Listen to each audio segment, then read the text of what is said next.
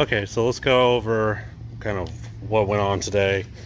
Spent a lot of time wiring and just a lot of time scratching our heads trying to figure out what's going on. And so yeah, this is what we kind of got. We went ahead and I don't know if you can see in there, we ran a power and a ground up from the console to 2 bus bars, and then we got a power and a ground coming up here. That ground goes to the nav light, which is this right here. So we have nav light here. This is the actual nav light wire, and then we have nav light power coming off of this switch here, which is getting power from the console. We're getting the bow AL switch, so that is what is that, anchor light switch. So this runs to the console. Trim down, we have power, we have a jumper, and then we have trim up. So we have all that running into this, nicely sleeved up. This tape is called Tesla tape. It's really nice, good stuff. So we have that. We've got it ran up to here. So all these wires right here go to a switch, and some of the other wires are up underneath the console. We're not done yet, but the trim up and the trim down are already hooked to that to the switch that was here and here. From there, here's the 2 hot and ground wires that are going to the bow. We're going to run them off one of these fuse panels, and then here's the incoming power to the fuse panel, like ground and a hot wire, big 6 gauge, and that runs all the way up here.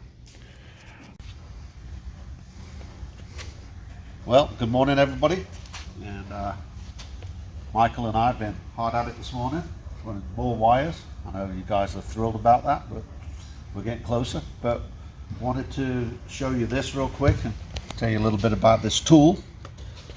This, if you watch one of the earlier videos, Michael had already turned this on up there, but we wanted to check it, clean it, and see if if it just needed to be cleaned. But unfortunately,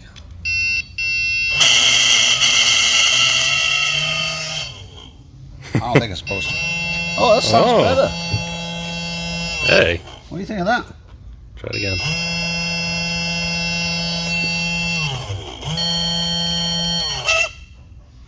We jumped on it because it's a really great tool for troubleshooting. You can supply power. You can use it to, check to make sure you've got voltage, all kinds of different things. Michael probably knows more about it than I do. He's used a lot more than I have, but definitely a good tool if you're using, if you're doing any kind of electrical and troubleshooting. Well worth it. Can't say enough about a good quality piece. Yep. All right, so we're gonna go ahead and order a new bilge pump. Yeah.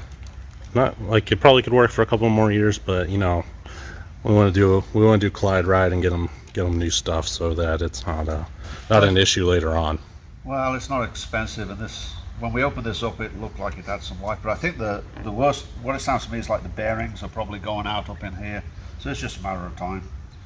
Who knows? It's kind of like a lot of the things on this boat. We're finding out that they've been in there a long time and done a good service. Let me tell you. Yeah, I'm pretty sure that's original. I would say so. I'm gonna look it up here in a minute. So, all right, we're gonna Model do that. 2210 pump. Yep, we're gonna go ahead and get a new one ordered and keep wiring. Name of the game. Sorry about that, guys.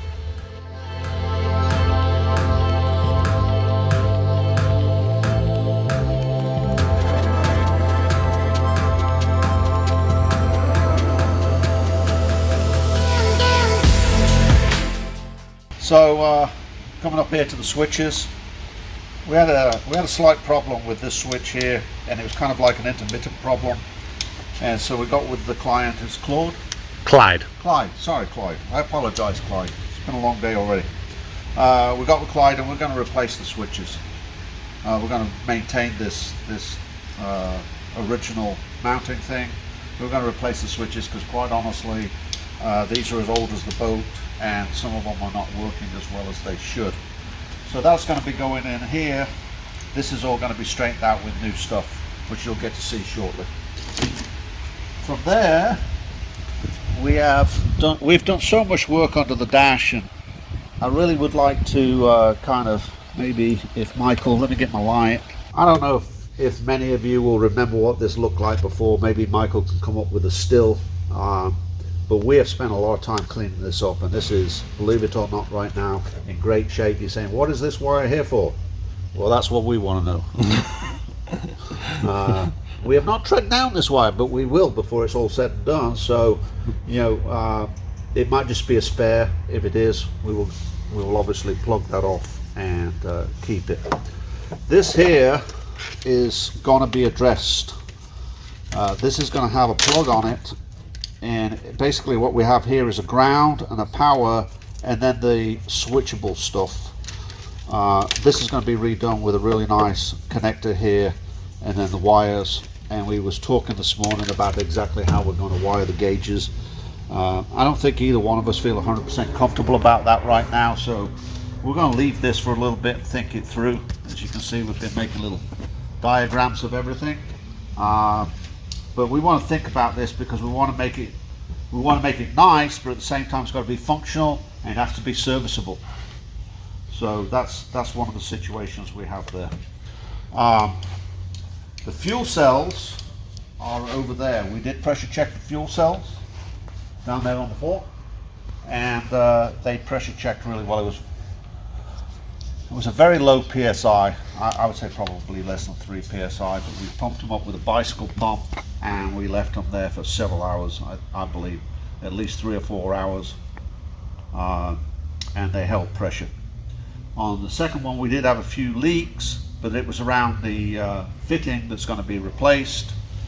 But we actually fixed the old fitting to continue the test, and after we fixed that fitting, it still held pressure, but we'll be replacing that with a new fitting when we install the tanks. Later on, as you can see, we've already pulled all of the hoses out of here, and here in a little bit we're going to start to pull the new marine grade fuel lines through. We totally washed out this area. We spent a lot of time cleaning this area because there was gas down here, there was old gas down here. In fact, if you kind of look down there, you can see the pattern of where the gas was. Now, the tanks are not available, so we was praying to the good Lord above that they were good, and thank you, Lord, because they were good. So we know we had some leaks on the fittings. The hoses were old, the hose clamps were old, this valve under here was old, the clamps were old. I don't know if it came from the factory with double hose clamps on the these. It's kind of weird because this is probably the first boat I've seen with the double hose clamps on, and every one that we've worked with. So I don't know if that's one of those things like, oh, we had a problem, so we'll stick a second hose clamp on it. That's always possible. Or it could have come from the factory that way. Who cares? Because we're replacing it. We'll just decide whether or not we're going to double hose clamp it or not. Probably will double hose clamp it because that's the way it came, and that's the way we'll send it back. We did clean this up, and we spent a lot of time cleaning it up. We got some SD20 in there because there's no point in giving Clyde. I'm sorry, Clyde. I really am. We do have a little crack down here. Nothing serious. Let me turn my light back on. See? Look at that. We have a little bit of a crack here.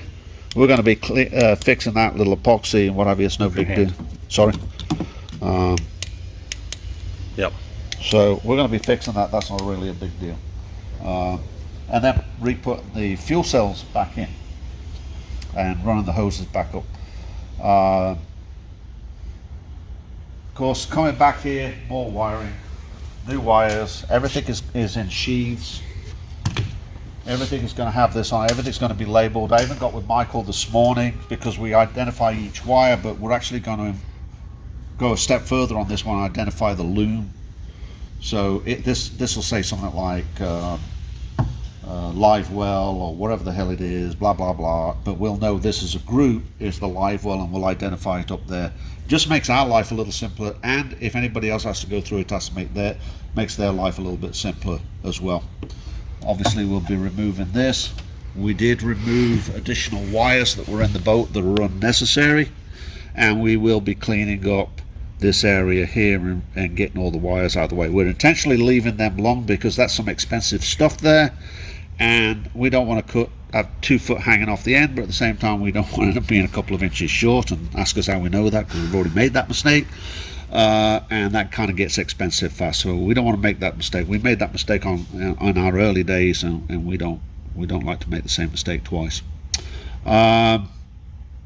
Ordered some switches. Everything that we ordered is not coming when it's supposed to. Yep. So we're supposed to get them today or tomorrow. Hopefully we get them tomorrow so we can get it wired.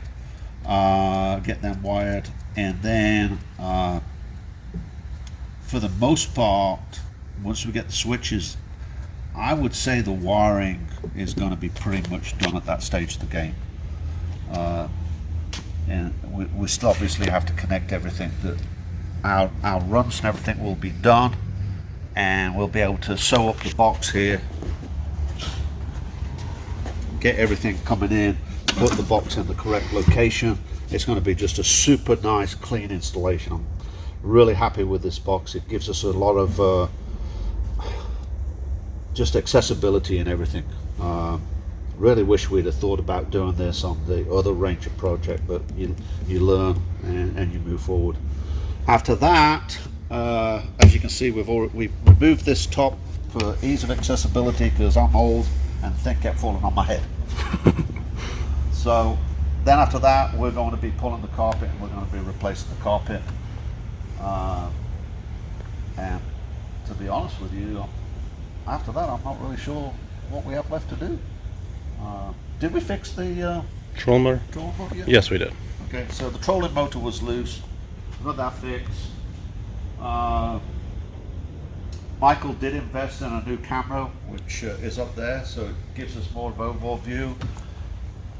Sometimes Michael's busy on other things, and to be honest with you guys, I'm not really good at that videoing, and I apologize for that. I'll work on that a little bit for you, because I think there's nothing more frustrating when you tune into these shows and you want to see what's going on, and all you listen to is me jabbering on.